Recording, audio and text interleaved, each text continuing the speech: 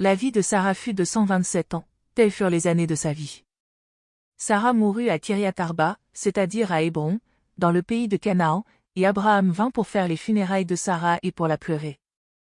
Puis Abraham se releva en laissant le corps de sa femme et parla aux Hittites en ces termes, « Je suis un immigrant et un résident temporaire chez vous, donnez-moi une propriété funéraire chez vous, pour que je puisse ensevelir le corps de ma femme et l'éloigner de ma présence. » Les Hittites répondirent à Abraham, « Écoute-nous, mon Seigneur. Tu es un prince de Dieu au milieu de nous, ensevelis le corps de ta femme dans celle de nos tombes que tu choisiras, aucun de nous ne te refusera sa tombe pour ensevelir le corps de ta femme. » Abraham se leva et se prosterna devant les gens du pays, devant les Hittites. Il leur parla ainsi, « Si c'est votre volonté que j'ensevelisse le corps de ma femme et l'éloigne de ma présence, écoutez-moi et présentez ma requête à Ephron, fils de Tsoar. Qu'il me cède la grotte de Macpéla qui lui appartient, au bout de son champ, qu'il me la cède contre sa valeur en argent, afin qu'elle me serve de propriété funéraire au milieu de vous. » Ephron siégeait parmi les Hittites. Ephron, le Hittite, répondit à Abraham, en présence des Hittites et de tous ceux qui entraient par la porte de sa ville, « Non, mon Seigneur, écoute-moi. Je te donne le champ et je te donne la grotte qui s'y trouve. Je te la donne, sous les yeux des fils de mon peuple, ensevelis le corps de ta femme. » Abraham se prosterna devant les gens du pays. Il parla en ces termes à Ephron, en présence des gens du pays, « Écoute-moi à ton tour. Je donne le prix du champ, accepte-le de ma part, et j'y ensevelirai le corps de ma femme. » Mais Ephron répondit à Abraham, « Mon Seigneur, écoute-moi. Une terre de 400 cycles d'argent, qu'est-ce que cela entre toi et moi? Ensevelis le corps de ta femme. » Abraham entendit Ephron et lui pesa l'argent qu'il avait mentionné, en présence des Hittites, 400 cycles d'argent ayant cours dans le commerce. Ainsi le champ d'Ephron à Macpéla, vis-à-vis de Mamré, le champ et la grotte qui s'y trouve, tous les arbres situés dans les limites du champ, devinrent la propriété d'Abraham, sous les yeux des Hittites et de tous ceux qui entraient par la porte de la ville. Après cela, Abraham ensevelit sa femme Sarah dans la grotte du champ de Macpéla, vis-à-vis de Mamré, c'est-à-dire Hébron, dans le pays de Canaan. Le champ et la grotte qui s'y trouvent demeurèrent à Abraham comme propriété funéraire achetée aux Hittites. Abraham était vieux, il avait atteint un âge avancé, et l'Éternel l'avait béni en tout.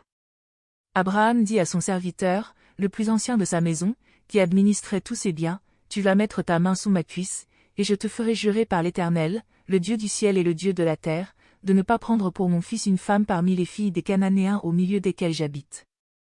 Mais tu iras dans mon pays et dans ma patrie prendre une femme pour mon fils Isaac. » Le serviteur lui répondit, « Peut-être la femme ne voudra-t-elle pas me suivre dans ce pays-ci, devrais-je ramener ton fils dans le pays que tu as quitté? » Abraham lui répondit, « Garde-toi d'y ramener mon fils.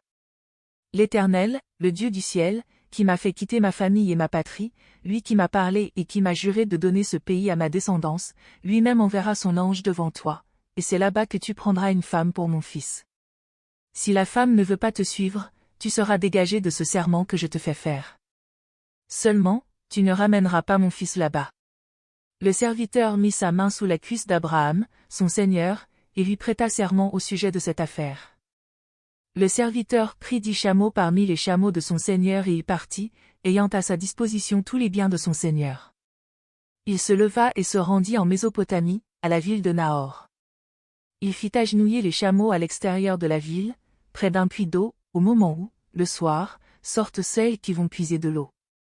Puis il dit, « Éternel, Dieu de mon seigneur Abraham, fais-moi, je te prie, rencontrer aujourd'hui ce que je cherche et agis avec bienveillance envers mon seigneur Abraham. Me voici placé près de la source d'eau, et les filles des gens de la ville sortent pour puiser de l'eau. Que la jeune fille à laquelle je dirai, penche ta cruche, je te prie, pour que je boive, et qui répondra, bois, et je donnerai aussi à boire à tes chameaux, soit celle que tu auras destinée à ton serviteur Isaac. Ainsi je reconnaîtrai que tu agis avec bienveillance envers mon Seigneur. » Il n'avait pas encore fini de parler que sortit, sa cruche sur l'épaule, Rebecca, fille de Bethuel, et petite fille de Milca et de Nahor, frère d'Abraham. C'était une très belle jeune fille, elle était vierge, et aucun homme ne l'avait connue. Elle descendit à la source, remplit sa cruche et remonta. Le serviteur courut à sa rencontre et dit, « Donne-moi, je te prie, quelques gorgées d'eau de ta cruche. » Elle répondit, « Bois, mon Seigneur. » Et elle s'empressa d'incliner sa cruche et de lui donner à boire. Quand elle eut achevé de lui donner à boire, elle dit, « Je puiserai aussi pour tes chameaux, jusqu'à ce qu'ils aient assez bu. » Elle s'empressa de vider sa cruche dans l'abreuvoir et courut pour puiser encore au puits, elle puisa pour tous les chameaux. L'homme s'interrogeait en silence à son sujet, pour savoir si l'Éternel faisait, oui ou non, réussir son voyage. Quand les chameaux eurent fini de boire, l'homme prit un anneau d'or, du poids d'un demi-cycle, et 2 bracelets du poids de 10 cycles d'or, pour ses poignets. Il dit, « De qui es-tu la fille? Déclare-le-moi, je te prie. Y a-t-il pour nous dans la maison de ton père de la place pour passer la nuit? » Elle répondit, « Je suis la fille de Bethuel, le fils que Milca a donné à Nahor. » Elle ajouta, « Il y a chez nous de la paille et du fourrage en abondance, et aussi de la place pour passer la nuit. » Alors l'homme s'inclina et se prosterna devant l'Éternel, en disant, « Béni soit l'Éternel, le Dieu de mon Seigneur Abraham, qui n'a cessé d'exercer sa bienveillance et sa fidélité envers mon Seigneur. L'Éternel a guidé mes pas jusque dans la maison des frères de mon Seigneur. » La jeune fille courut raconter tout cela chez sa mère. Rebecca avait un frère, nommé Laban. Laban courut dehors vers l'homme, près de la source. Il avait vu l'anneau et les bracelets aux mains de sa sœur et il avait entendu les paroles de sa sœur Rebecca qui disait, « Ainsi m'a parlé cet homme. » Il vint donc vers l'homme, qui se tenait auprès des chameaux, vers la source. Il lui dit, « Viens, toi qui es béni de l'Éternel. Pourquoi restes-tu dehors? J'ai déblayé la maison et une place pour les chameaux. » L'homme entra dans la maison. Laban fit décharger les chameaux et donna de la paille et du fourrage aux chameaux, et de l'eau pour laver les pieds à l'homme et aux gens qui l'accompagnaient. Puis on plaça devant lui de quoi manger. Mais il dit, « Je ne mangerai pas, avant d'avoir dit ce que j'ai à dire. » « Parle, dit Laban. Alors il dit, « Je suis le serviteur d'Abraham. L'Éternel a grandement béni mon Seigneur, qui est devenu un homme important. Il lui a donné du petit et du gros bétail, de l'argent et de l'or, des serviteurs et des servantes, des chameaux et des ânes. Sarah, la femme de mon Seigneur a dans sa vieillesse enfanté un fils à mon Seigneur, c'est à ce fils qu'il a donné tout ce qui lui appartient. Mon Seigneur m'a fait prêter serment, en me disant, tu ne prendras pas pour mon fils une femme parmi les filles des Cananéens dans le pays desquels j'habite, mais tu iras dans ma famille et dans mon clan prendre une femme pour mon fils. J'ai dit à mon Seigneur, peut-être la femme ne me suivra-t-elle pas. Il m'a répondu, l'Éternel, devant qui j'ai marché, enverra son ange avec toi et fera réussir ton voyage, tu prendras pour mon fils une femme de mon clan et de ma famille. Tu seras dégagé du serment que je t'impose, quand tu auras été dans mon clan, si jamais on ne t'accorde pas la jeune fille tu seras dégagé du serment que je t'impose. Je suis arrivé aujourd'hui à la source et j'ai dit, Éternel, Dieu de mon Seigneur Abraham, si tu daignes faire réussir le voyage que j'accomplis, me voici placé près de la source d'eau, que la jeune fille qui sortira pour puiser, à qui je dirai, donne-moi à boire, je te prie, un peu de ta cruche, et qui me répondra, bois toi-même, et je puiserai aussi pour tes chameaux. Que cette jeune fille soit la femme que l'Éternel a destinée au fils de mon Seigneur. Avant que j'aie fini de parler en mon cœur, voilà Rebecca qui sort, sa cruche sur l'épaule, elle descend à la source et puise. Je lui ai dit, donne-moi à boire, je te prie. Elle s'est empressée d'incliner la cruche qu'elle portait et elle a dit, bois, et je donnerai aussi à boire à tes chameaux. J'ai bu, puis elle a aussi donné à boire aux chameaux. Je lui ai demandé, de qui es-tu la fille? Elle a répondu, je suis la fille de Bethuel, la petite fille de Nahor et de Milca. J'ai mis l'anneau à son nez et les bracelets à ses poignets. Puis je me suis inclinée et prosternée devant l'Éternel, et j'ai béni l'Éternel, le Dieu de mon Seigneur Abraham, qui m'a fidèlement conduit à prendre la fille du frère de mon Seigneur pour son fils. Maintenant, si vous voulez agir avec bienveillance et fidélité envers mon Seigneur, déclarez-le-moi, sinon, déclarez-le-moi, et je retournerai à droite ou à gauche. Laban et Bethuel répondirent en ces termes, cette affaire vient de l'Éternel, nous ne pouvons rien te dire pour ou contre.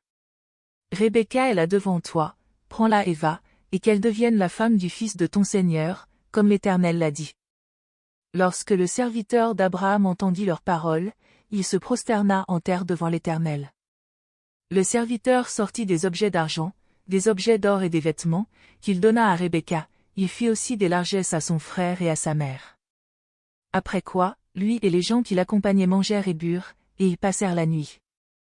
Le matin, quand ils furent levés, le serviteur dit, « Laissez-moi repartir vers mon Seigneur. » Le frère et la mère dirent, « Que la jeune fille reste avec nous quelque temps encore, une dizaine de jours, ensuite, tu pourras partir. » Il leur répondit, « Ne me retardez pas, puisque l'Éternel a fait réussir mon voyage, laissez-moi repartir pour aller vers mon Seigneur. » Alors ils répondirent, « Appelons la jeune fille et consultons-la elle-même. » Ils appelèrent donc Rebecca et lui dirent, « Veux-tu aller avec cet homme ?» Elle répondit, « Oui. » Ils laissèrent alors partir leur sœur Rebecca et sa nourrice avec le serviteur d'Abraham et ses gens. Ils bénirent Rebecca et lui dirent, « Toi notre sœur, deviens des milliers de myriades. Que ta descendance ait le contrôle de ceux qui te haïssent. » Rebecca se leva avec ses jeunes servantes, elles montèrent sur les chameaux et suivirent l'homme. Le serviteur prit Rebecca et partit. Cependant Isaac était revenu du puits de Lahaïroï et il habitait dans le pays du Négueb. Un soir qu'Isaac était sorti pour méditer dans la campagne, il leva les yeux et vit des chameaux qui arrivaient.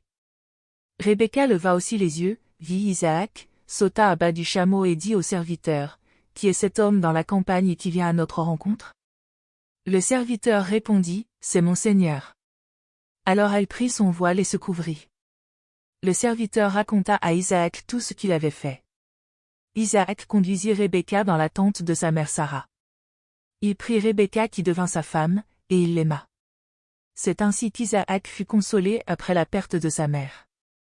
Abraham prit encore une femme nommée Ketura. Elle lui donna des fils, Dimran, Yokan, Medan, Madian, Ishbak et Shua. Yokan engendra Saba et Dedan. Les fils de Dedan furent les Ashurim, les Letushim et les Léoumim. Les fils de Madian furent Epha, Éphé, Enoch, Abida et Elda. Ce sont là tous les fils de Ketura. Abraham donna tout ce qui lui appartenait à Isaac. Quant aux fils de ses concubines, il leur fit des dons et, de son vivant, il les envoya loin de son fils Isaac du côté de l'Orient, dans le pays d'Orient. La durée de la vie d'Abraham fut de 175 ans. Puis Abraham expira. Il mourut après une heureuse vieillesse, âgé et rassasié de jours, et il fut réuni à ses ancêtres décédés. Isaac et Ismaël, ses fils, l'ensevelirent dans la grotte de Macpéla, dans le champ d'Éphron, fils de Tsoar, le Hittite, vis-à-vis de Mamré. C'est le champ qu'Abraham avait acheté aux Hittites. Là furent ensevelis Abraham et sa femme Sarah. Après la mort d'Abraham, Dieu bénit son fils Isaac qui habitait près du puits de Lahaïroï. Voici la postérité d'Ismaël, fils d'Abraham, que l'Égyptienne Agar, servante de Sarah, avait donné à Abraham. Voici les noms des fils d'Ismaël, avec le nom de leur lignée, Nebaïot, premier-né d'Ismaël, Kédar, Adbel, Mipsam, Mishma, Douma, Massa, Hadad, Théma, Yétour, Naphish et Kedma. Ce sont là les fils d'Ismaël, ce sont là leurs noms avec leurs campements et leurs agglomérations. 12 princes étaient à la tête de leur peuplade. La durée de la vie d'Ismaël fut de 137 ans. Il expira et mourut, et il fut réuni à ses ancêtres décédés. Les Ismaélites demeurèrent depuis Avila jusqu'à Chour, qui est en face de l'Égypte, en allant vers la Syrie. Ismaël s'établit en face de tous ses frères.